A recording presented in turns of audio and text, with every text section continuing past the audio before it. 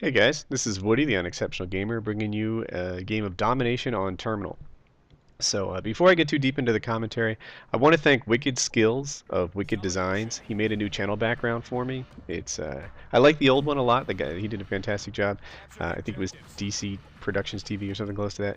But Wicked Skills, I'll put a link to his channel in the description. And he made a new one for me. It was time to change it up a little bit. It's light, it's clean, it's attractive, and he was real professional about the whole thing. He offered me he wanted the chance to do it. I said yes, and he came back on time with a nice design, and he was just good guy. So that's all cool.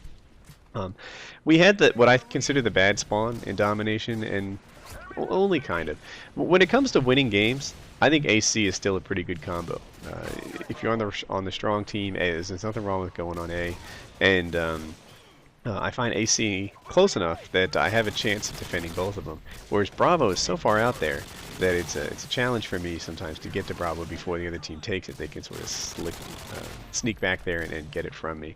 But if you're going for kills, if you're trying to get that big score, then what you want is a Predator, a Harrier, and a Chopper Gunner, and you want to own B and C.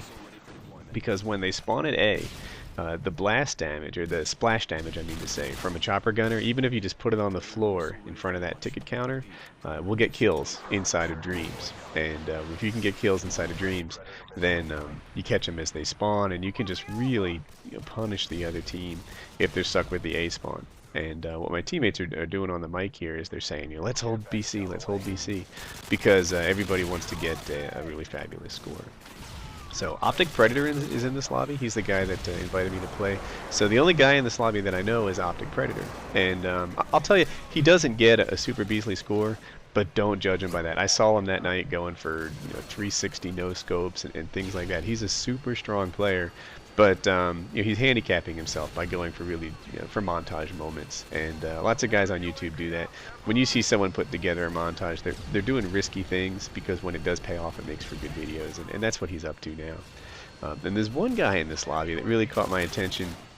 He has no gamer tag. There he is. Look, you see him with the 22 right there? He practically has cold-blooded pro all the time, because his gamer tag, I don't know exactly what his gamer tag is. Maybe it's space or space or something like that. I had considered at one time of making a gamer tag that was just period or something like that, because when it pops up above your head, it helps the enemy find you. And he's done something that allows him to to sort of roam around without too much showing up above his own head. And kind of a neat thing, kind of a, I don't want to say cheap, but it's an advantage that he has. Probably, I don't know how he got that, but it's something interesting. So I saw a guy up there in his red dot, but he had come around out of the control room, and he was trying to flank me, but it didn't work out for him, and that's kind of cool. So I do usually play the objective. I think I watched this game in advance getting ready for the commentary, and I was like, man, does it look like I'm playing the objective here? I cap A, and there are a couple other times, like here they're taking C, and I tried to whip out the Predator and hold C, but it was too slow. But I didn't think that running up the escalator would have been better. It's a pretty dangerous play when they're coming there. And so I was like, all right, so I cleared out C, which hopefully helped these guys cap it. And now I have a Predator in the air, and I'm trying to be cautious because Pablos are a big deal, and the Harrier's up there doing some work. So I'm just giving it a chance to get my payload. All I have is a pistol in my hand, a pretty good pistol, but a pistol nonetheless. So that gets the job done, and I try to jump on Charlie, but I'm too slow. So I really do have the objective in mind all game long. To me, the win is first and foremost the thing that I'm after. But forgive me if I waited for my Harrier to get that payload. And here we are. So when I play Terminal, I pretty much just move from cover to cover. I crouch sometimes, and I just try not to stand out in the open. I leave standing out in the open for the other guys. And my air support's getting some work done for me, and with just a pistol and my Pablo already up, I didn't mind dying. And so that's what I was doing. I was running around and sort of looking for my own death so I could work my way to something more interesting. I think my grenade would have cleared out that objective there, but my teammate did it with his bullets before my grenade had an opportunity to get the job done. So here I am using that flower box as cover, and you know, if I could sum up how to get decent scores on Terminal in a nutshell, that is if you're unwilling to use noob tubes, then it would be two things. One, aim before you work your way around the corner. Don't walk around the corner because there's likely to be someone there waiting for you. And two, use the cover. Move from cover to cover, and we'll see if we get a decent example of that here. But I run up to this luggage cart, use my cover. At this point, I don't know where this guy is, and I'm not sure that he's still shooting at me, and I can't find him. But I think either the guy that I kill next is him, or my teammates cleared him out for me because now I'm safe. But a guy comes from security and cleans me up. And but like I was trying to say, in Terminal, aim before you head around the corners, and move your way from cover to cover. There's so much waist-high cover in Terminal. It's almost like Gears of War in that respect, that there's just cover all over the place, and if you crouch, you have a decent shot at people. So I clean him up because he was just going to wreak havoc over there and work a kill streak. But that's it on Terminal. Make sure that you're aiming as you head your way around, and use the cover a whole lot, and you'll be in good shape. So in this game, the wind gets locked up fairly early. We spend most of our time with 2 flags, and they spend most of their time spawning at A, which is nice because, like I was saying earlier, that the helicopters and their splash damage can kill people inside of Dreams, and it's difficult to get out of the alpha spawn when the teams are really lopsided like they are in this match. So if you listen, there's a whole lot of snipers, and I found that this was pretty common when you play with Optic Predator.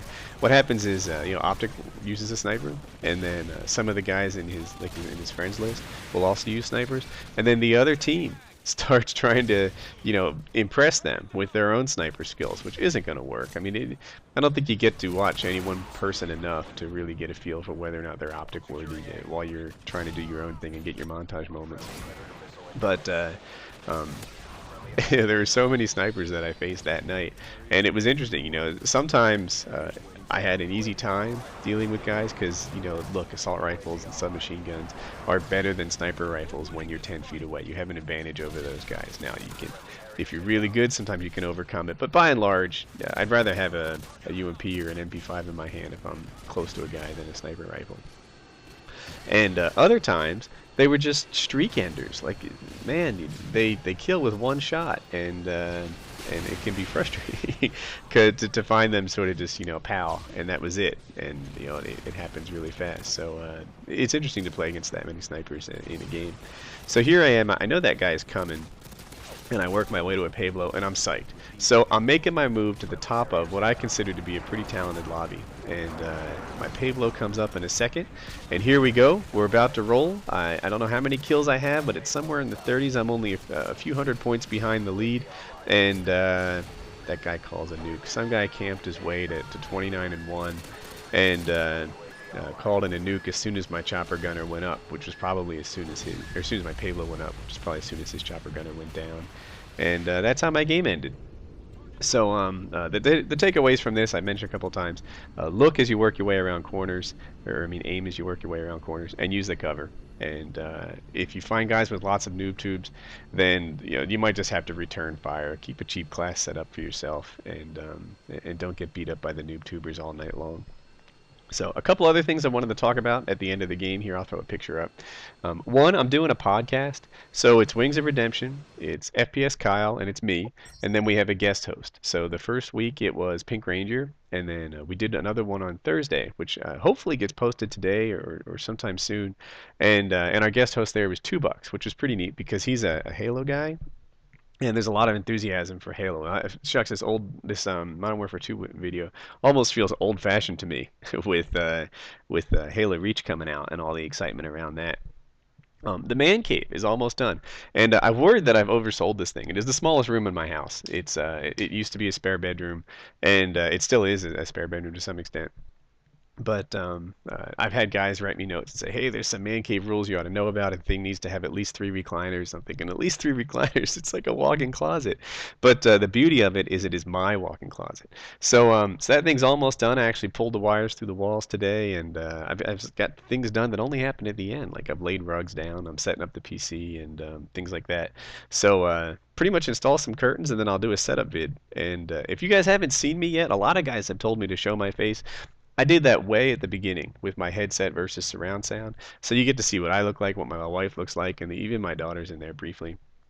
So I have shown my face before, but I'll probably do it again in the setup video because so many people have asked for it, and it's been a long time since I've appeared in any of my videos.